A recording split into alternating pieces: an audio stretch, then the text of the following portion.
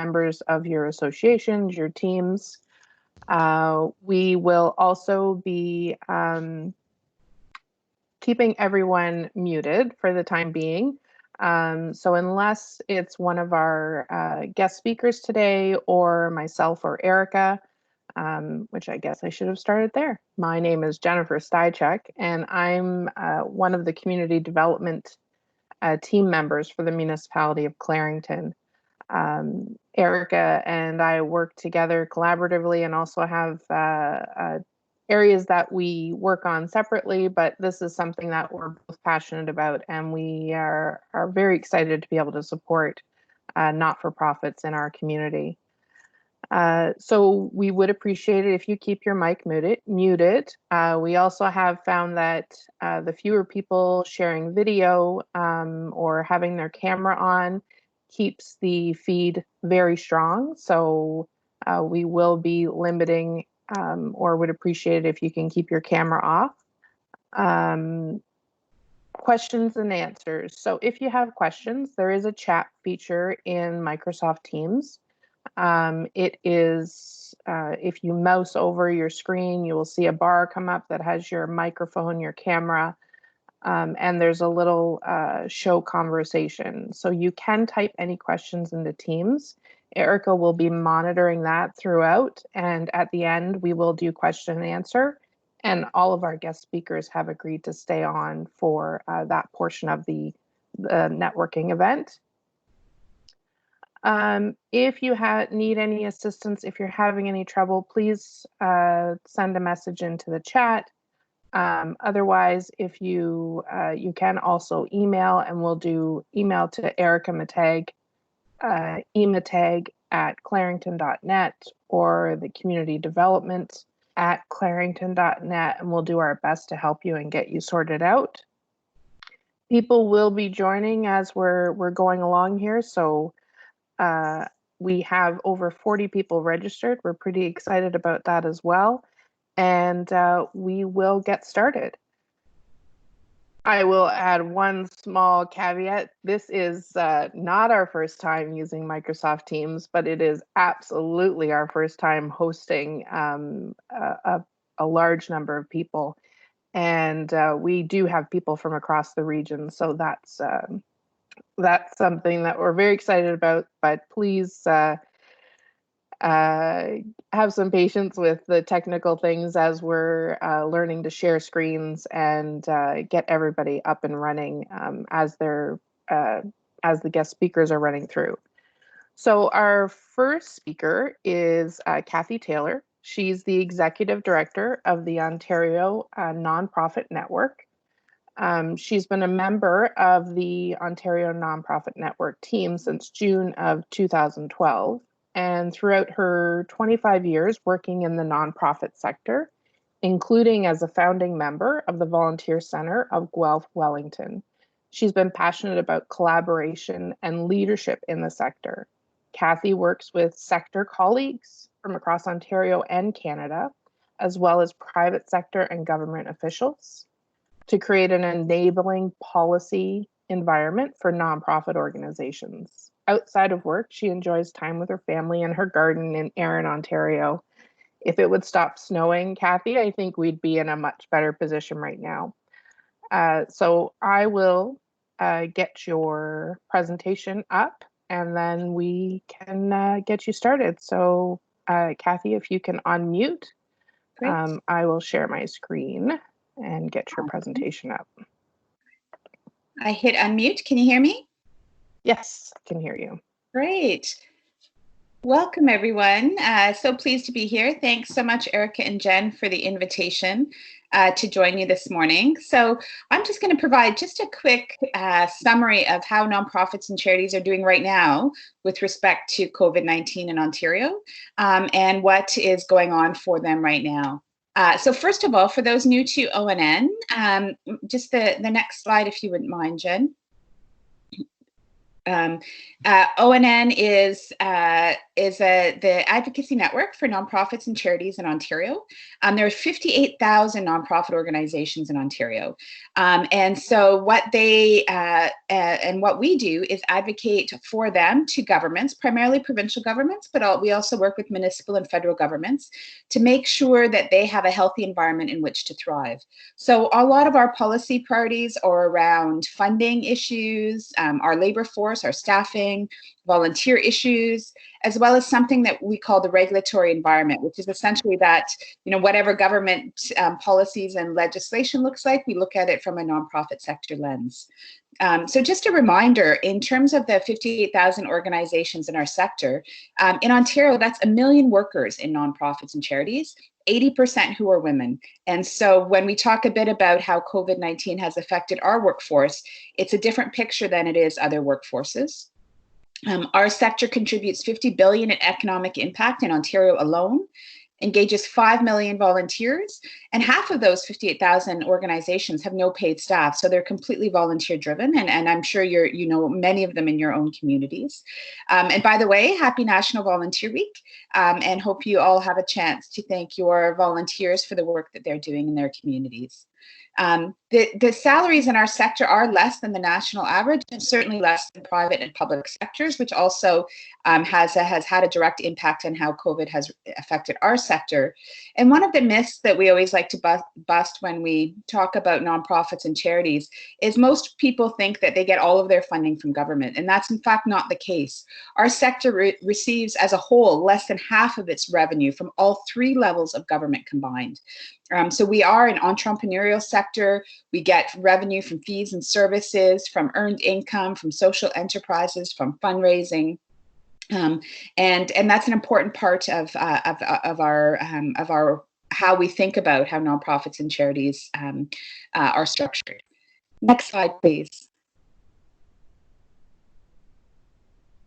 So just a little bit about ONN. As I mentioned, our mission is to educate, engage, advocate, and lead with and for nonprofits and charities in Ontario. You can flip to the next slide, please. And these are the 3 priorities that drive our work: is advocating for public policy, championing the nonprofit sector value and influence, both socially and economically, as well as strengthening our network to increase our skills and engagement to work with governments and public policy. And there's nothing more, this phrase we've used for a while around changing environments, but I can tell you we weren't quite anticipating the pandemic environment. So I'll share with you what we're hearing from the sector about that in the next slide.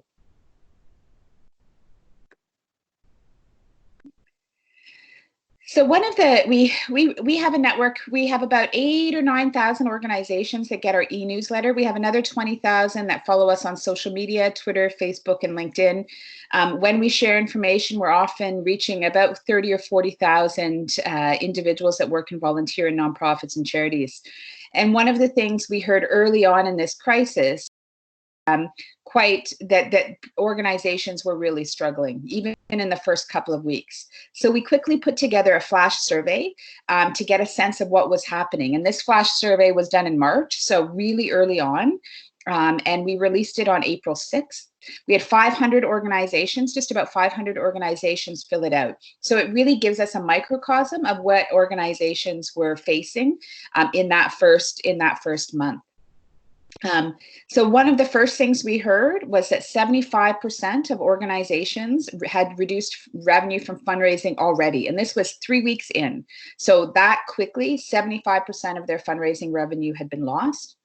A fifth of organizations had already closed their doors and were uncertain if they were going to reopen.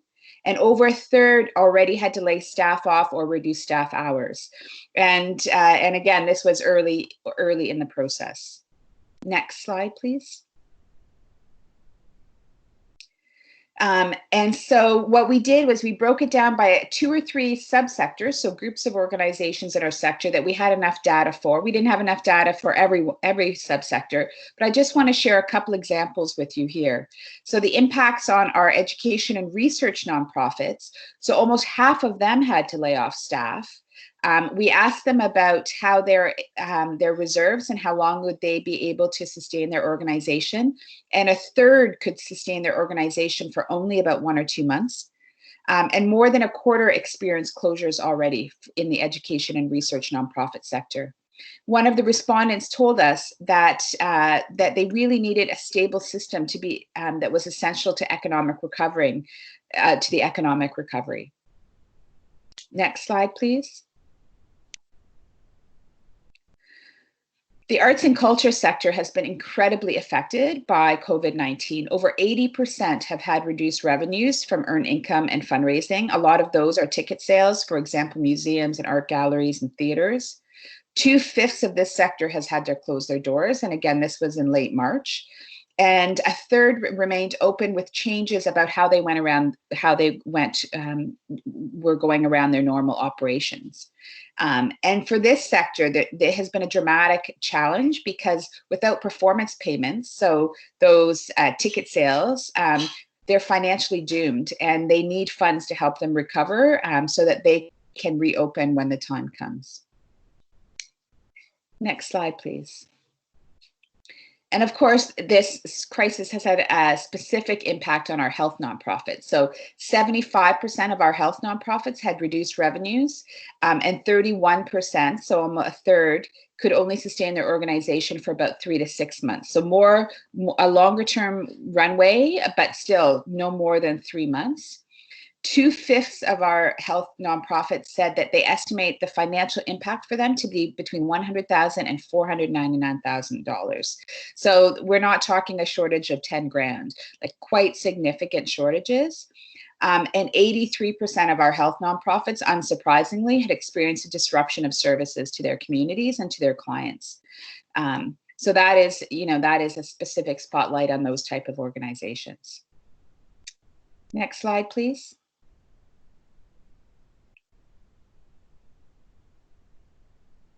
And finally, our social service nonprofits. So that includes many organizations from our food banks to our mental health supports, employment services, and more.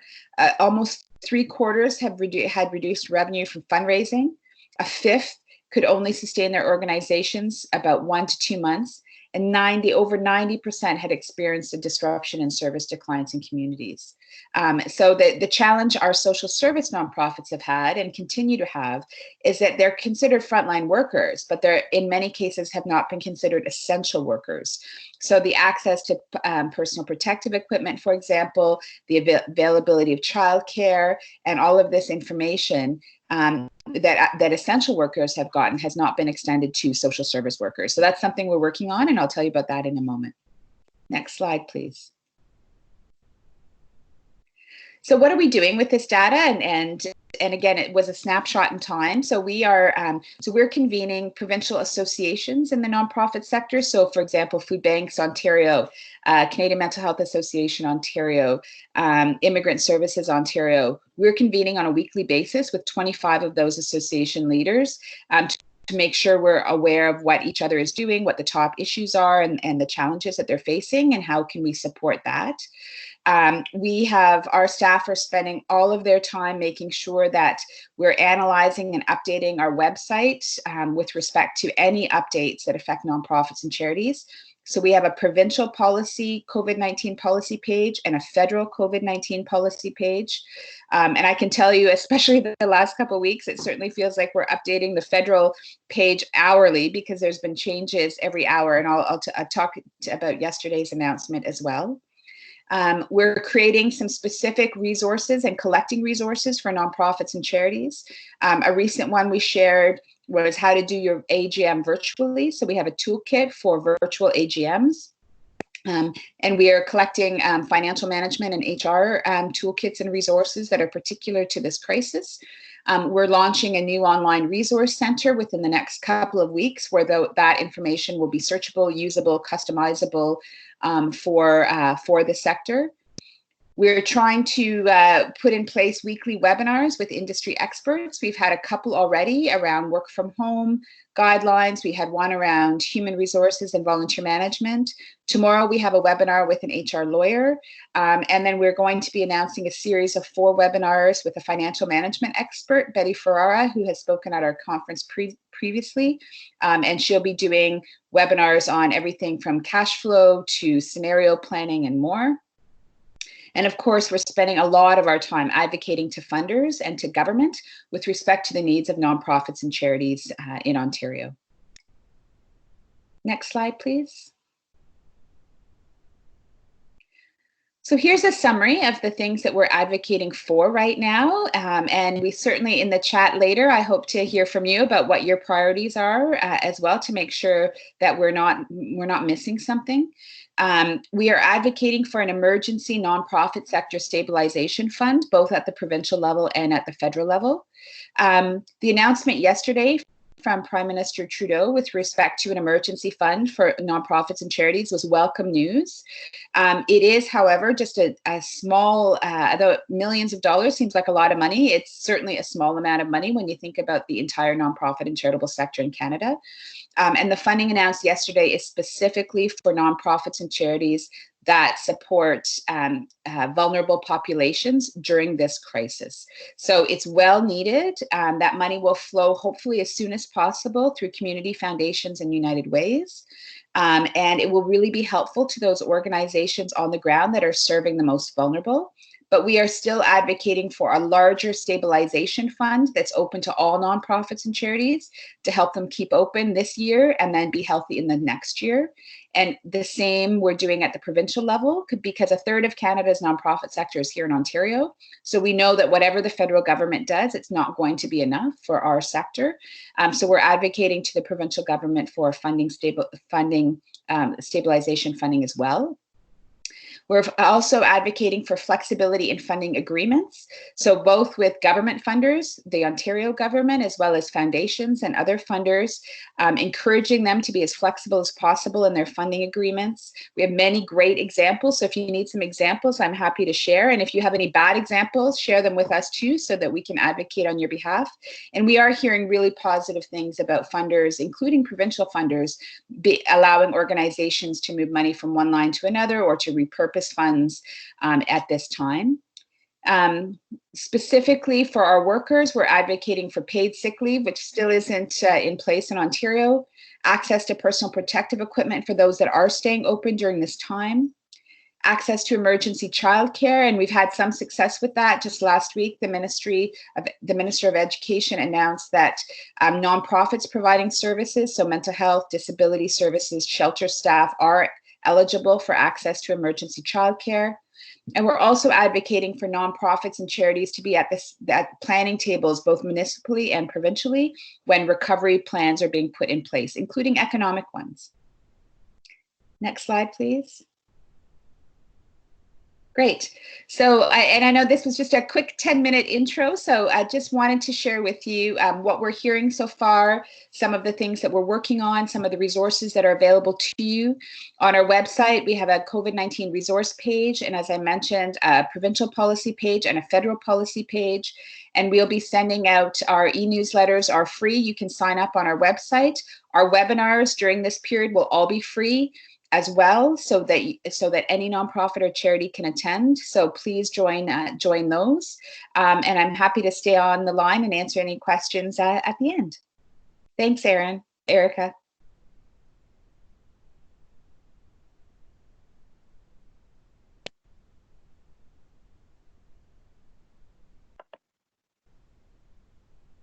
Thank you, Kathy. That was excellent information. We really appreciate hearing about what's happening across the province and also the advocacy that's happening from the Ontario Nonprofit Network. We'd definitely like to share some of those links to those webinars that you'll be running. I think that'd be really helpful for this group, and we'll make sure that that's a part of the follow-up when we share the recording. Next up, we have Audrey Andrews. Audrey, if you can unmute yourself. She is the manager strategic partnerships and initiatives with the region of Durham. Has also worked as the manager of diversity and immigration for Durham. We're excited to have you on board, Audrey, and look forward to hearing what's happening in the region. Well, thank you very much for inviting me. I'm almost slightly distracted. I learned so much listening in the last few minutes that I'm still processing all of that information. It was really, really valuable. So thank you very much. And thank you for inviting me. As you said, I work for the region of Durham. I'm the manager of strategic partnerships and initiatives. So I'm not confident about what it is I can contribute to this conversation, but I'll share with you what I think you might want to know, and I'll be, of course, open to any questions you might have. The whole managing of the not-for-profit sector and my understanding of that, I'm fairly new to that conversation, so I may or may not be hitting the pieces that you're interested in, but please let me know. I know Eric and I've had a few conversations about what you hope to get out of this, what the region can bring to this conversation. So I was going to share with you just very high level about what the Department of Social Services has done in response to COVID-19 from an operations perspective. Give a little bit of a tiny overview on how provincial and federal funds that have been flowed to the region are being allocated, and speak a tiny little bit about how we, building on what Jennifer just said about the announcement yesterday of the $350 million, how we hope to see that take place here in the region. So I'll start really with, maybe before I go too far, Erica, and Jennifer, is that what you want to hear from me, or should I redirect now? No, that's excellent. Audrey, please go ahead with that. Okay, so some of this may or may not, be directly applicable to what's going on in the not-for-profit sector, but just in general, it might be of interest to you just to know what's going on in the region. So from a social services perspective, in the last few weeks, we've worked really hard to ensure that operations are being maintained, and many of the services that impact some of our most vulnerable populations are up and running. Ontario Works has been fully mobilized from home. All of our Ontario Works caseworkers are offering full services. Our family counselors are offering mental health supports in the community and to staff at full capacity. We're very proud to have done that very quickly.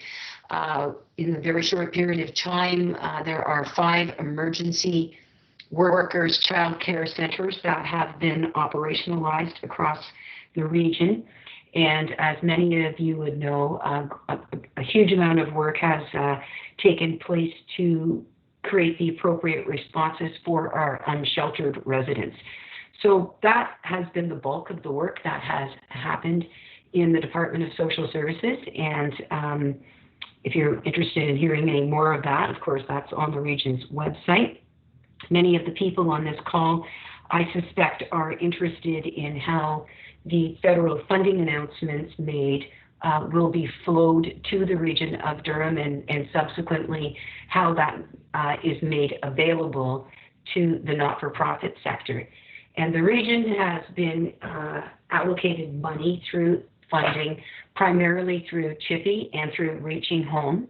And those funds are very specific COVID related, and they are intended to help and support people who are most vulnerable, people who are homeless or at risk of becoming homeless, low-income households, people on social assistance, households who depend on housing supports, and other vulnerable populations, including people living in community housing, supportive housing, and other service systems that are broadly seen within the social services sector that support homeless populations. So that process has been developed and will be going live, I believe, by end of day today. And those applications to access that funding by the not-for-profit community, that will become a public process hopefully by 4 o'clock, as you can imagine. It takes a little bit of time to do that. So it should be on the region's website live, along with the media announcement by end of day today. And that will, I was trying to take a look at who's on this call, and it was interesting. I couldn't quite see it all. I'm not entirely sure how many people on this call are involved in that work, but primarily it is to address the most vulnerable populations in our community at this time. In terms of, hang on, I just got to pull up another document here. So that of course, we look forward to seeing all the applications that go forward in terms of those two funds, which are, to reiterate what Jennifer said, they sound like a lot of money, but when they really are boiled down to what's available in each community, it has to be thought out quite carefully. And building on the comments around the announcement yesterday for the $350 million that will be distributed to, from what I understand, primarily United Way's community foundations, and I thought the Salvation Army was specifically named in that announcement as well. I'm interested to see how those funds will be flowed through Durham Region as well. There are a number of surveys taking place right now through, I'm aware of 6 that are taking place across the region that is trying to get a local look at much of the data that Jennifer presented in her Ontario not-for-profit network data. We're trying to find out what, that was such fascinating and fantastic data. What does that look like here in Durham Region? And there's a variety of mechanisms underway at this time that are taking a look at that. And I'm hoping that all of that data will be gathered and synthesized into perhaps more digestible bite-sized pieces, which will then be made available to the granting bodies in the very near future in order to help inform those allocations. So we're excited about that too. I look forward to hearing about that. I've heard anecdotally from a lot of organizations very much what was said in the presentation that we heard from ONN, that there's deep concern about stabilization of the network more broadly. And I was relieved, like many of you, to see the announcement yesterday. In terms of local efforts that are very COVID specific, many of you, I've shared the community resources page on the region's site, which tries to broker information about what services are available and what is being done by whom to meet the needs of vulnerable populations. I can say that at this time, I've been in a lot of contact with the food security, people involved in food security more broadly across the region. And by all accounts, I would say food stores and our food supply is very stable, and that the distribution network is in very good shape. And I would say the broader community of food banks and the Feed the Need, which is the distribution hub, should be, very proud of the very quick response and how well they have organized all of that. I've had quite a few conversations, just trying to give you a little bit of an update on local information. I know our Meals on Wheels providers have experienced very rapid growth and have responded very quickly and have come together to really think of a more regional approach on how to meet the needs of the broader region through Meals on Wheels. And that, again, is going very, very well. And while they had tremendous increase in demand, by all accounts, they appear to be meeting that demand. I know many of our local municipalities are doing wellness checks on seniors. And again, I've checked in with many of them, and that is going well. That seniors appear to be grateful for the check-in, that they have some requests, and by all accounts, for the most part, they're being met. We have had a great response locally through Caremongers. Caremongers operates 3 chapters in Durham Region, and each are operated individually and are apparently, they have different needs and different operational structures, but they are doing a great job meeting other pockets of need throughout Durham Region. And we're grateful for that as well. We've had some conversations with the United Way, who again, all of you probably have relationships with the United Way, who, as more funding is flowed to them, make those opportunities available on their websites. And we are conducting, hopefully in the next little while, we'll have a better understanding of exactly what is going on in the not-for-profit sector more broadly through the different surveys that are taking place, and we can maybe get a handle on being able to bring that data together to inform next steps in relation to all of these funding announcements that are going on. And that really, to be honest with you, that is the bulk of what I had to say right now. I'm not deeply involved in the not-for-profit sector. I'm on the edge of it, but that is an overview of what our social services department is doing, how the funding from the federal government, provincial governments are being allocated, and how we anticipate the $350 million from the Trudeau government coming our way. I know many of you we have some contact with through our financial empowerment framework work. And that work, in particular, as it relates to tax filing, continues, and we're looking for creative ways to ensure that low-income populations still have opportunities to file their taxes, but that outcomes of that work are still pending as well. And that concludes pretty much what I had to say, and I'll mute my mic now. Thank you so much, Audrey. That was a wealth of information. You definitely covered off a lot of different areas that I know we've got some interest in from the group that's joined us. Another area of the not-for-profit sector is our sports and recreation. It provides makes a community more vibrant. It provides an outlet for many of us. And joining us, we have Lori Talling. She's the Sport Tourism Coordinator at the Region of Durham. She leads Sport Durham and which is the Sport Tourism Program within the region's Economic Development and Tourism Division.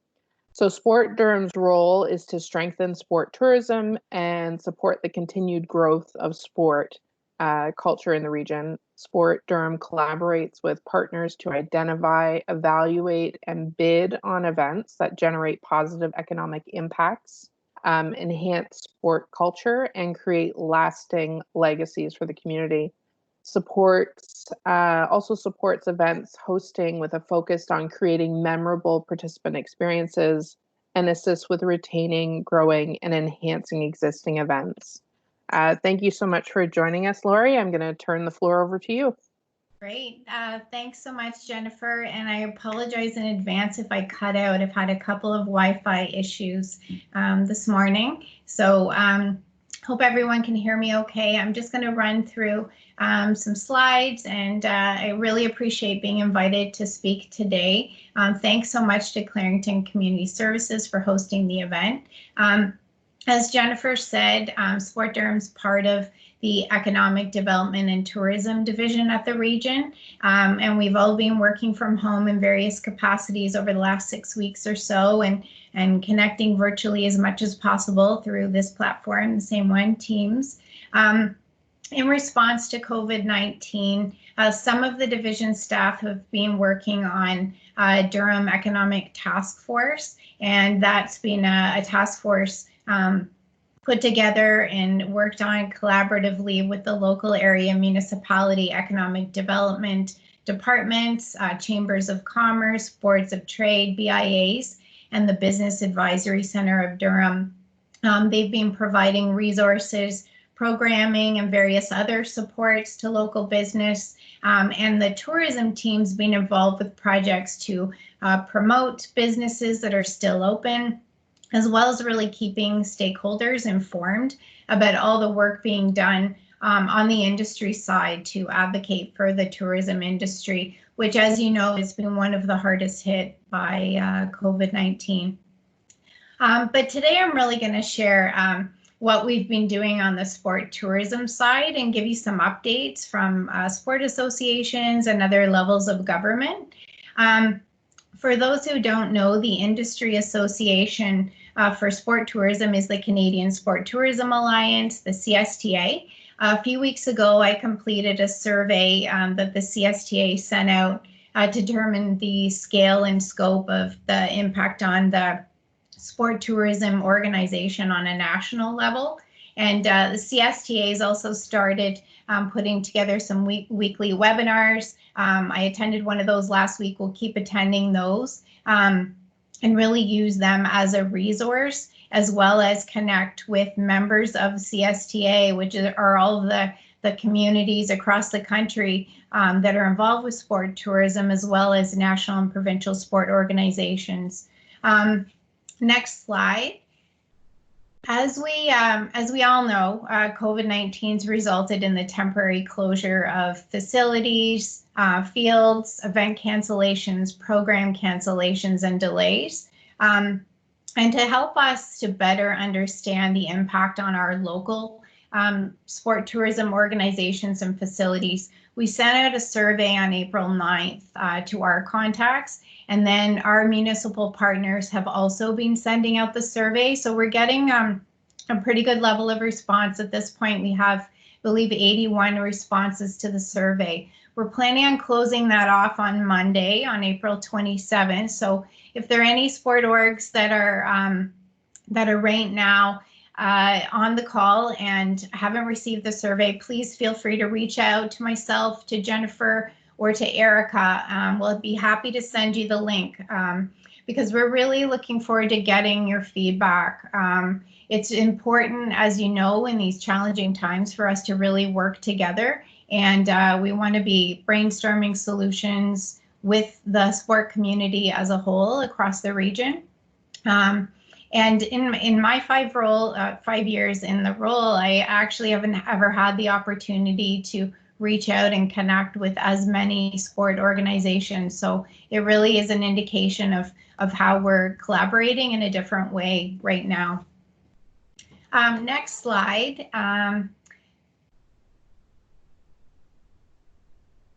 Is about, and just waiting on the next slide.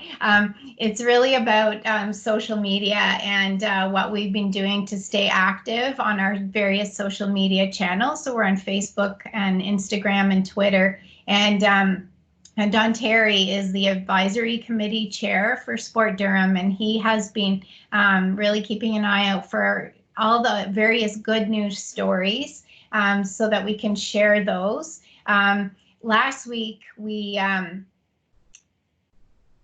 saw that, and here's the example here at the top, we saw that the Pickering Football Club was recognized by Ontario Soccer as one of the organizations, one of their members that was helping to lead the way and promoting innovative and inspiring initiatives. And we've seen that across the board. Our local soccer organizations are doing a great job on that front, as well as many others. Other example here is Ability Center. They have programs that are running online right now and ways for them to connect with their members.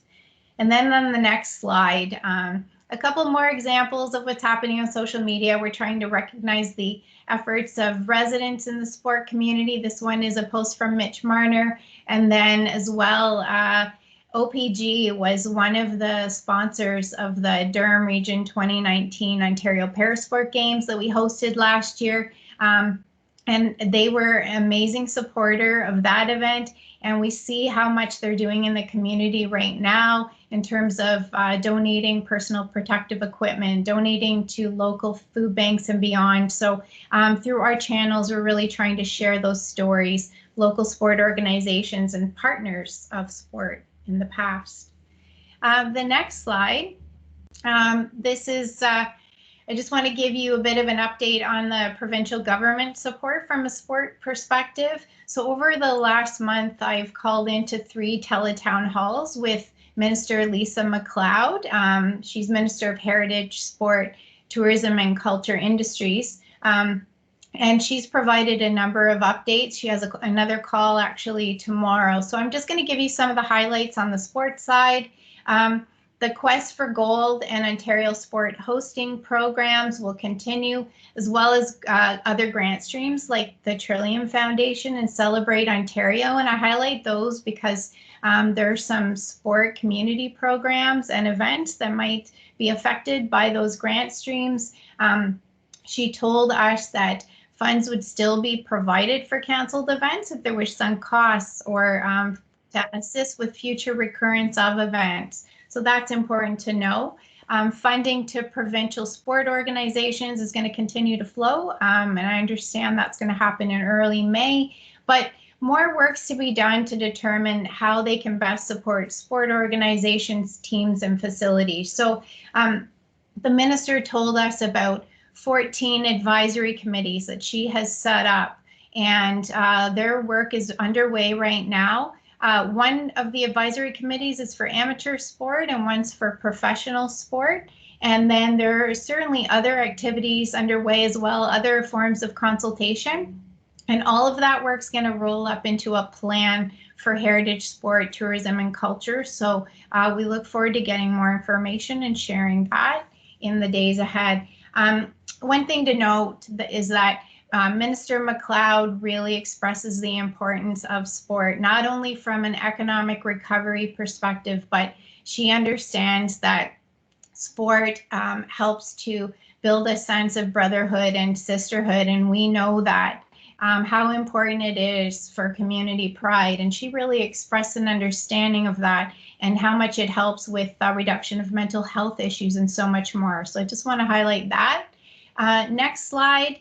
On the federal government side, so in addition to the emergency response measures that we've known about for a while, for example, the 75% Canada emergency wage subsidy, last Friday, the Prime Minister announced a new $500 million COVID-19 emergency support fund for cultural heritage and sport organizations. So more details to come on that, and again, we'll be sharing that information.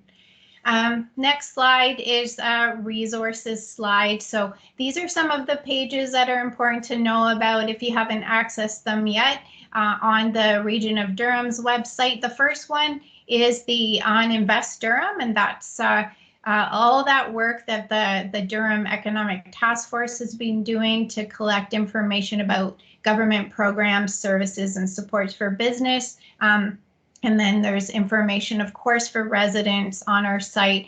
And at the bottom, just mentioning, you can sign up for the Durham Tourism Industry Report as well, where we're sharing information about what's happening in the industry related to COVID-19 and beyond. It's a report that we produce already. We do that monthly, but we're doing it a bit more frequently right now. And the next slide is just my contact information as well as Don Terry's. Please feel free to reach out anytime. Like I said, if you want to participate in the survey, if you're a sport organization or a facility, you want to be part of the discussion, you want any updates, if there's anything that we can do to assist, we are here to help. And you know, we know it's a challenge, most certainly with events being canceled and uncertainty about when we're going to be able to start back up again. But we really think that working together, we can be ready to go and stronger as we get through this. So thank you so much again. Thank you, Lori. Again, a wealth of information. We really appreciate all the time people have put into sharing all of their ideas and kind of state of the union for all these different areas. We are going to be talking to a couple of our local organizations where we see a lot of really amazing work being done in Clarington on a day-to-day basis. And then when you throw in COVID-19, a lot of people have to figure out, what do we do now? So I'd like to introduce next Judy Hansen. She is the founder and CEO of Autism Home Base. It's a grassroots charity in its 8th year operating. It serves adults 18 plus on the autism spectrum, as well as their families. Autism Home Base started here in Clarington and now serves families across Durham Region and in Peterborough. In 2012, because Judy just wasn't busy enough, start getting a charity started up, she opened a communications and fundraising consulting practice to serve local charities such as Clarington Museums, Community Care Peterborough, Community Innovation Lab, the Denise House and Station Gallery. Judy and her family have lived here in Clarington since 2003, and she has a 28-year-old son on the autism spectrum. Welcome, Judy. Thanks for being here. Hi, everybody. Thanks, Jen and Erica, for giving a voice to small charities. I certainly don't presume to speak for all charities, but I can give you a little bit of a snapshot of our response and the impact of COVID for us. Just the next slide there, Jen. So unfortunately, all of us can now relate probably more than ever to the Autism Home Base mission, which is to combat social isolation experienced by our families who are adults on the autism spectrum, as well as their parents or siblings. We're all facing social isolation now, so we can sort of live it a little bit, but a lot of our families have, by the time their kids are adults, they've been living with social isolation in some form for 20 years and are looking for, towards a future of social isolation. So we started this charity, and we had grown to a network of 165 members over the last number of years. And we were offering programs 7 days a week, and we were super excited to open our new drop-in center, which just opened in mid-January, of 3,500 square foot space. And we were finally able to sort of come together and enjoy each other in person, in addition to our community-based programs. So that's sort of when COVID-19 hit in March. Next slide there, Jen. So what we did right away was we closed the drop-in, of course, as of Friday, March the 13th. Our members across the spectrum, first of all, a lot of them wouldn't be able to understand or practice social distancing or enhanced hygiene, hand washing. And for those who possibly could, there was a real state of heightened anxiety. So we were very early on, I think before it was mandated, to just shut it down. And we also recognized that members who did access support or day programs would now be trying to fill 24/7 for their adult children. So we started straight away exploring virtual programs at home, got in contact with some of our instructors, and tried to figure out what we could offer for people at home live, based on supplies and equipment that people would have. And then we explored some technology platforms, the costs of them, and how accessible they would be for various members. We also looked at, could we possibly use the hub space here just one family at a time for people who really had, their son or daughter really would have a hard time not leaving the house, and whether there was any protocols we could put in place to help them through that. So we had staff in self-isolation because of recent travel, and we lost all our placement students and on-site volunteers that day. So the first thing we did was just reduce hours for the first couple weeks. We are back to our regular hours, which are still part-time now. Next slide, please. So the platform that we decided on was Zoom technology, and it's worked out actually really well. We just tried it once. We were a little bit worried about music programs, particularly because of lag times with video, but it's gone okay.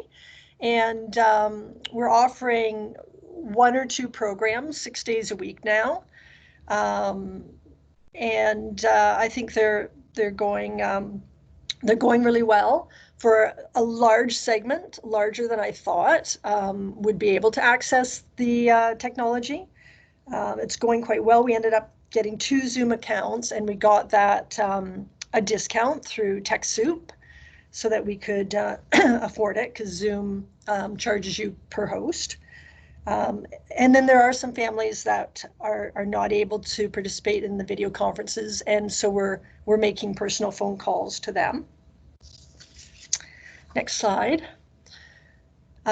So in terms of the implications for us with revenue, we don't have any infrastructure funding at all. We don't have any core funding. Everything, we're a new charity, everything's donations, fundraising initiatives, family-led, community-led. We had our big fundraiser coming up on April 2nd, which of course was canceled. We have people that run third-party events for us, the local, everything from butter tart fundraisers, like very grassroots. All of those were closed. We had grants where we had specific metrics that we weren't going to be able to deliver, project grants. We had, we rely heavily on service clubs, and the service clubs, of course, aren't able to fundraise right now. They're not having their rib fests, so we don't even know the how they'll be affected, how that revenue stream will be affected, but we have to assume it will be. We also had a dozen or so volunteers who worked bingos for us weekly, and that was sort of a revenue stream that we could count on, unlike our other fundraising initiatives, and of course the bingos are all closed. And then we have a fairly strong individual donation program. The families all donate, and the friends and neighbors of the families donate. But those people are now, because a lot of them aren't working, that we anticipate they'll be facing some economic hardship. And also, there's a real focus now, of course, on essential services, food and shelter, healthcare. And so if you do have a certain amount that you donate to charities every year, ours might not be the top of the list right now. We are, of course, exploring all the business government subsidies. And then we looked at our expenses, where we could reduce program costs, because, of course, there's no venue rentals right now. We're still paying our instructors, but there's less sort of supplies, art supplies, and sports equipment. We also looked at reducing overhead. We called the insurance company, and Rogers was amazing. I don't know if they'll appreciate me saying this, but they're giving us sort of a month at a time free Wi-Fi, like waiving the cost because we're not accessing it. So that was a nice bonus. And we're working very closely with the board, the executive committee, to come up with new budget forecasts, and those are changing, but we're working for our May board meeting to have a best, mid, and worst case scenario ready. Next slide, please, Jen. So one of the big focuses for me was about the board and keeping them safe for charities, and the board are personally liable. So they're assuming personal liability and risk if they have not asked the right questions. So certainly, COVID was unprecedented. They couldn't have been expected to forecast it specifically, but, are they asking the right questions is what they're legally bound to do. And are they getting the answers they need, and are the systems in place? So we wanted to know, are there any special skills? Do they feel confident that they're getting the information they need to vote on issues as they come up, and do they feel protected? And so there's a renewed focus, and we have time also now to focus on things like board governance and updating our policies and succession planning. We want to keep the board safe. Next slide, Jen. Member communications. Communications, of course, is always key. We're, as much as we can, offering continuity through our biweekly updates to members. We've conducted a couple of polls to understand the technology capacity of our members, and then also their interests and sort of how they're doing. And then we've been reviewing and assessing individual needs, so we're trying to prioritize those without a support system or that have unique challenges so that we can reach out to them and make sure that they're well and coping. And we're tracking who isn't on the Zoom meetups as well as who is, so that we can make phone calls to those who aren't connected. Our hashtag, of course, is Stronger Together, which we know families are stronger when we unite. And so the focus now and the new hashtag is something like staying to get connected while staying apart. Good news is we finally have time to review and update our poor, tired website. So we'll be looking at that. Next slide. And then in terms of our partners and funders and donors, we've been trying to keep them apprised through sort of email announcements, but of course, a lot of those bulk emails don't get to them. So we're doing personal touch base with every funder, sponsor, and donor. And the questions that I'm hearing from them is, has our need increased, lessened, or stayed the same? And has our program delivery then increased, lessened, or stay the same? They want to know if we're stable as an organization.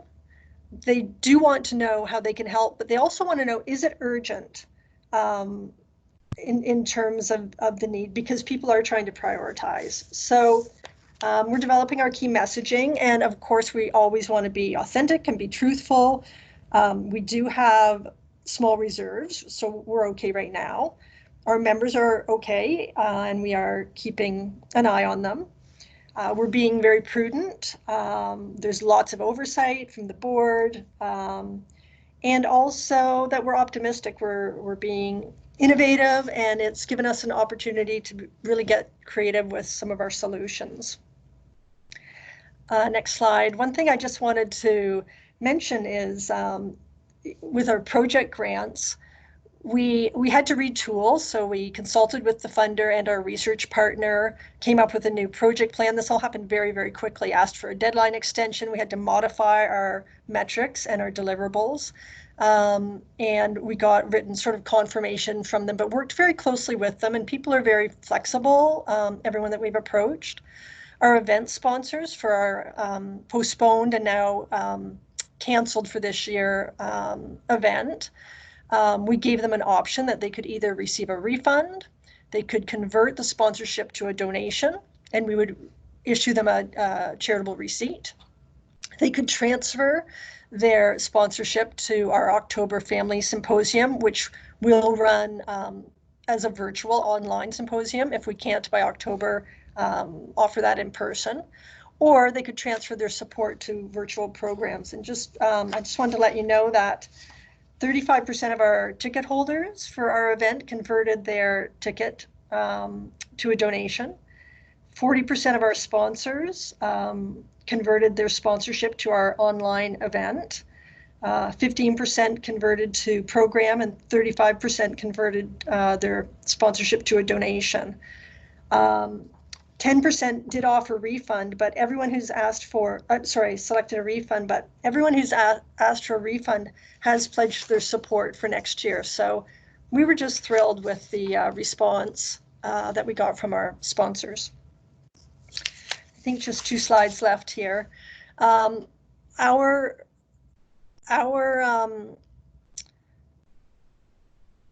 organizational mandate is to stick to the plan. We have a strategic plan, and it will see us through this. It makes sense. We can certainly reprioritize our operational plan to meet some of the strategic goals, but we're not off course. And I think it's important for the board and the members to know that although we're the timelines for some of the operational items that are in support of the strategic goals are changing, we haven't deviated from our plan. So we're proud of that, and that's good to know.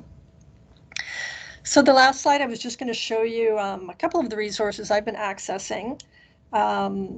In addition to the Ontario Nonprofit Network, I didn't put them on there, but I've been on there every day I think, because there's so many great updates. So thank you to Kathy and her team. We've been on the Imagine Canada site, and we've actually, we're looking at going through the accreditation process right now. Well, we have a little bit more organizational time. But they've got great organizational resources. And also Grant Connect through Imagine Canada. If there's any charities out there, Grant Connect is the library version. I don't know if you're familiar with that, but that's free right now until April 30th. Normally it's available only if you go down to the Toronto Library and look, but you can follow this link, which is Imagining, well, I guess Erica will share the slides after, but it's the community edition. And so you can research new grantors if anyone's got some time to do some prospecting right now. And also just do check out TechSoup for any charities that aren't on there now. It just takes a couple days to get approved, and they really it really helps with a lot of the technology platforms that you might be looking into now to keep in touch virtually with your clients. And that's it for me. Thank you so much, Judy. That is, we are very fortunate in Clarington to have some pretty phenomenal organizations. What we've recognized is home-based, autism home base, and what you've done and your team has done to pivot in this time and quickly turn things into what can only be seen as a positive. Has been really, really remarkable to watch. I encourage people to go find Autism Home Base on social media. It's great to see all of the different activities that are happening through Zoom and everywhere else. So thank you, Judy. Next up, we have Stuart Robertson. He is from Darlington Soccer. Clarington, as many communities, has an extremely vibrant and strong sport community. And Darlington Soccer is a huge, huge part of that. Stuart is the current technical director for the Darlington Soccer Club, as well as the current women's head coach for Trent University and coach developer for Ontario Soccer. So certainly a great resume, and take it away, Stuart. Thanks, Jennifer and Erica, for the invite. We really appreciate it. Hopefully everyone is, their families are safe and healthy. We're just going to give you a brief synopsis of what's happening at the club. Obviously, when this crisis hit, we had to think outside the box, and currently we're working on numerous dates for a restart. So the office staff is working on dates that a schedule could happen. And one of the challenges, obviously, is that we keep our membership engaged. And so what we've done, like Judy, is we've used Zoom. And some of the things that we're doing with our club, and I know other clubs in the area are doing the same thing, but we're having Zoom sessions for our younger players. We're having fitness sessions. We send weekly YouTube videos so they can still get some exercise, some touches in, send fitness sessions through YouTube and Zoom. We also, through the help of the Whitby Soccer Club and Mirko Schroff, have sent a 6-week home program that includes everything from fitness to ball touches to some analysis. So these are the things that we've been working on. And obviously we know at the club that it's a hard time for a lot of people. And one of the things that we've done is continue with early bird pricing, because we know that it's hit people hard, and we're trying to do everything we can to help out our membership. So again, like we said, Zoom has been a big part of that for us to keep our players engaged, especially our traveling teams. Also, at the club, we believe in helping out other charities, and we've connected with the food bank in Bowmanville, and they had their drop-off drive-through last Saturday. and we had a lot of members attend that and give back to the community, which we think is fantastic. As far as support groups go, we've used the Zoom. We've used the Zoom video for creating coaching support groups and staff support groups and whatnot. But one of the biggest things that we wanted to highlight was that Liz McCaw with the Oshawa Kicks has set up a WhatsApp support group conversation daily going on with all the clubs or the majority of clubs in Ontario. So it's nice to know that other clubs, maybe their best practices. So I really like to thank Liz for setting that up, because it's been invaluable in this difficult time for clubs. I guess one of the positive things that has come out of this is that we've had to kind of change the way that we think about training, think about engaging our players. So we're constantly looking at that. Some of the resources that we've taken advantage of, like Judy said previously, we used TechSoup for our Zoom account. The wage subsidy from the federal government is another thing that we've used, and we've also used the government aid for summer students. We have line painters, obviously, in soccer, and it's covered 100% by the government. So that's something that we've been able to use as a resource. But this call, we've picked up other things now that we can go ahead and try to use, and we appreciate it. So it's just kind of a brief synopsis of what we're doing at the club, and just trying to keep our membership engaged. And that's really all I have for today, Jennifer, is just some of those ways that we were trying to keep our membership engaged. That's great, Stuart. Thank you so much for sharing. It's really remarkable to see that when, we're all kind of in the same boat together and all facing different things, there's still that support going out there for your club to be out helping out with the food bank. So that's really, really remarkable to hear. I am going to turn the floor over to Erica right now. She's been monitoring monitoring our chat, and also she's going to provide a brief update on what's happening with the municipality and our community development team.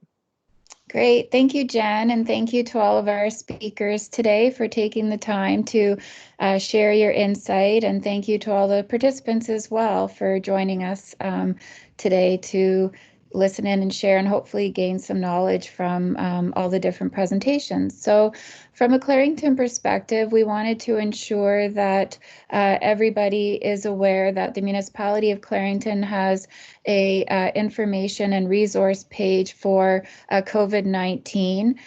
It is updated daily, so you can find that at www.clarington.net/COVID-19.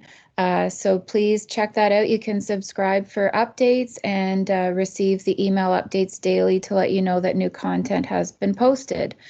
As well, from the community development team, we have normally a quarterly e-newsletter that goes out to our not-for-profit and volunteer community with tips and resources and some information sharing. We have since the pandemic, we have been sharing that on a weekly basis with hopefully some timely and relevant information for you as you navigate through these challenging times. If you would like to subscribe to that, if you're not already receiving it, then please send me an email at ematag@clarington.net or reply to the confirmation email that you received to join today's call.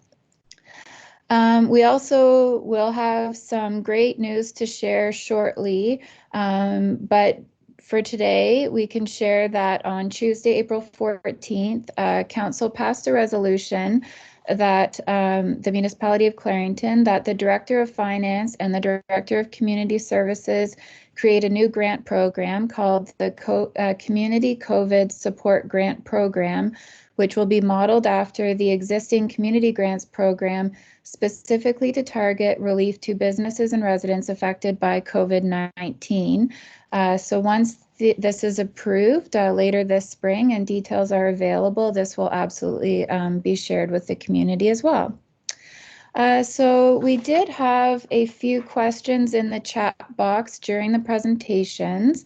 Our first one, perhaps maybe best addressed to yourself, Kathy, would be, while funding is being announced, is anyone asking what the needs are? And I know you mentioned that there was the survey that you went through with us from Ontario Nonprofit Network. And the question specifically asked, so if organizations have had to close their doors due to the pandemic, maybe what they need to do to reopen. Was that something that you might be able to comment on or have some insight to? Yes, absolutely. So we did ask that question, what organizations need. Can you hear me, Erica? Yes, absolutely. Yeah, okay, good. Rural internet, as you all know well. We did ask that question, what organizations needed now. And there is also a national survey that Imagine Canada is working on for registered charities that is asking that same question, what they need now and in the future. We heard things like laptops, tech support, remote work from home guidelines, volunteer management examples, the virtual AGM, how to run an AGM virtually, and that's one of the toolkits we put together. So if you look at the detailed survey results, and I shared a link and we can share it with the folks, it does say what organizations actually needed as well. And we're hearing that every day. Organizations are emailing us and calling us with what they need. So please share that with us, but it sounds like it comes in about 3 buckets. So they need, some organizations need literally technology, laptops, cell phones, supports for software. Some organizations need funding. So they either need emergency funding, rent relief, wage subsidies, and some organizations need help in terms of their staffing, either how to lay off staff or how to do supports for staff. Wonderful. Thank you very much, Kathy. Our next question, perhaps Audrey or Kathy might know the answer. Perhaps yourself, Audrey. It was, who is considered most vulnerable in the region of Durham? So I don't know if there's a way to, if you're familiar with how someone is classified as most vulnerable. Is that something, Audrey, you might be able to answer on behalf of the region of Durham? Sure, thank you. Well, I can answer it to the best of my knowledge. How the best way to answer that question would be depends on who is which funding envelope we're talking about. So funds that were allocated specifically to address unsheltered populations, those deemed most at risk under that funding criteria would be eligible for that funding. Funding that comes through New Horizons, for example, are definitely for an older adult population who's considered vulnerable. So the best way to understand how that definition is really, the best way to understand that definition is to read the criteria of the funder who's releasing the funds, because it will be different depending, again, on who is trying to meet the needs of that specific group. Perfect. Does that help? Thank you so much. I believe that should help plenty. Thank you so much, Audrey. And then we did have a question, and generally we heard from you, Stuart, that there was a recent food drive in Bowmanville, and we might have some participants on the line who could also help answer, but where can we send food donations is a question that we received as well. So we know that there's local food banks who are accepting food donations at this time in our community, and there's some food drives that are happening. So we'll be sure to share some links as well in our sending out of the presentation and the recording of this presentation to let you know specifically where those are happening.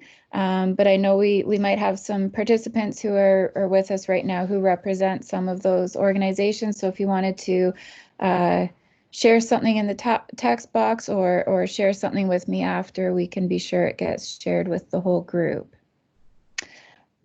Those were the questions that we received. I know there were lots of comments that everyone appreciated the information and are looking forward to receiving the slides and the recording following today's presentation.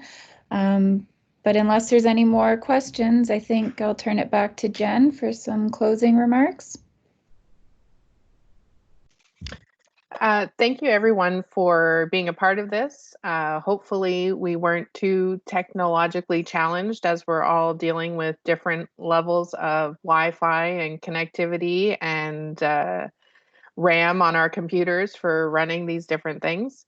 I really feel and appreciate everything that was shared today. I think we got lots of different sectors of our not-for-profit community covered. I can't help but I feel like I want to put forward a word for 2020 as the word of the year, and I feel like it's going to be unprecedented. And you hear it over and over through press conferences and everywhere else. What our community is doing, what the province and the country and the whole world is doing right now is unprecedented. And we appreciate the response and the time people have put into to keeping all of these different organizations and our communities moving forward. So thank you again.